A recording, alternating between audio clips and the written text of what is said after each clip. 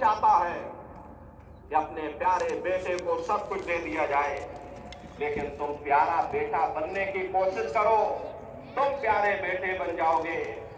वो मालिक देने के लिए तैयार बैठा है। इसीलिए महात्मा कहते हैं कि उस मालिक की भक्ति केवल मालिक से मिलने के लिए करनी चाहिए और अपनी भक्ति को अपने अंदर हजम करना चाहिए। कहीं ऐसा ना हो दुनिया के बाजार में तुम मान सम्मान के खातिर उस मालिक की बख्शी हुई दौलत को गवा बैठो। बाप अपने बेटे को कुछ धन दे करके उसे कारोबार में लगाता है और जब बेटा मेहनत करता है बाप की दी हुई पूंजी से और अधिक पूंजी बढ़ाता और अधिक कारोबार को बढ़ाता, बाप उससे खुश हो जाता। लेकिन जो बेटा बाप की दी हुई संपत्ति शराबों कबाबों में खत्म कर दे, बाप उससे अपना हाथ पीछे खींच लेता। जो कोई धन संपत्ति देनी होती उससे भी वो वंचित कर देता।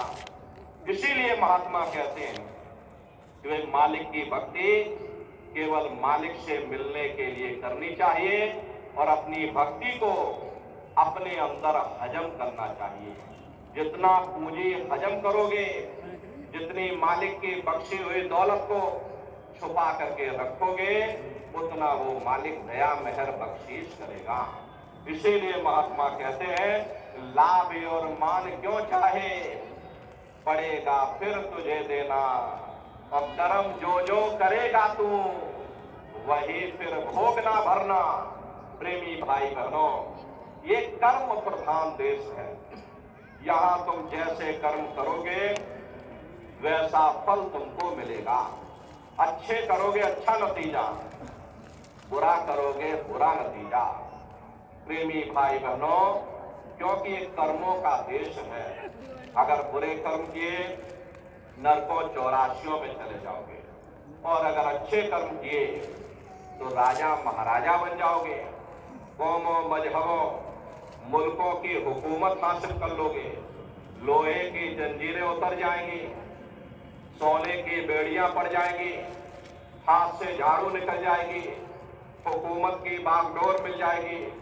ज्यादा से ज्यादा हम स्वर्ग वैकुंठ में चले जाएंगे।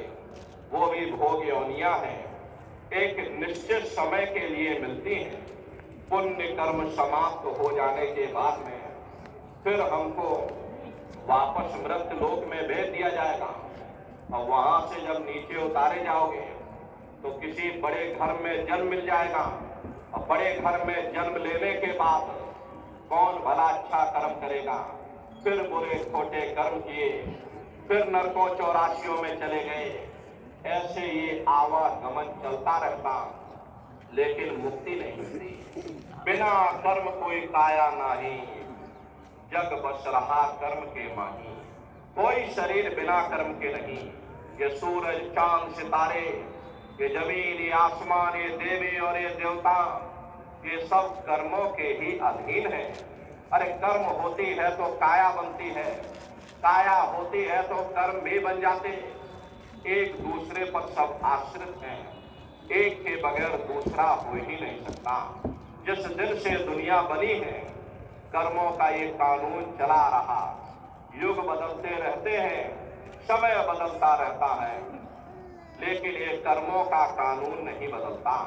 कर्म भूत सब जग को लागा, या से बचे नहीं कोई जागा।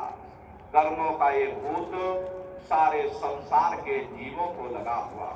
कर्मों के वशीभूत हो करके ये मनुष्य बार बार जन्म लेता और मरता है। जन्म लेने और मरने की पीड़ा सहता। महात्मा प्रेम से समझाते हैं, भाई जो कुछ कर्म तुमने किए सुमरन ध्यान और भजन के द्वारा उसकी माफी मिल सकती है, लेकिन कम से कम आगे के लिए कोई बुरा छोटा कर्म मत करो। लेकिन हम लोग होशियार लोग हैं, हम भूल जाते हैं। हम सोचते हैं हमें कौन देख रहा, चाहे जैसे कर्म करो, अच्छे करो बुरे करो, कोई देखने वाला नहीं। लेकिन हम लोग ये भूले बैठे हैं, देखने वाला तुम्हारे अंदर बैठा, उसे न किसी जज की जरूरत है, न उसे किसी वकील की जरूरत है, न उसे किसी गवाह की जरूरत है। जो कुछ वो अपनी आंखों से देखता है, उसी के अनुसार हमको आपको सजा दे देता है।